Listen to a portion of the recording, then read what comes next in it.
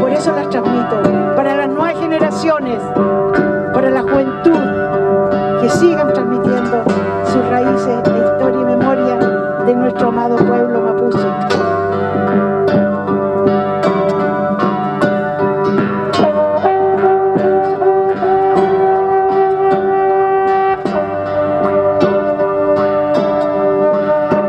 Para ti, mamita Marcelina.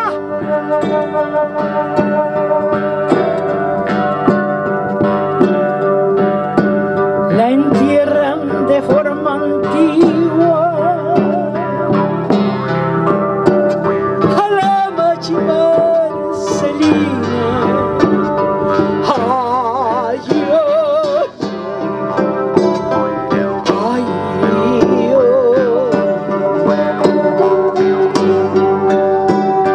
reúnen todas sus cosas,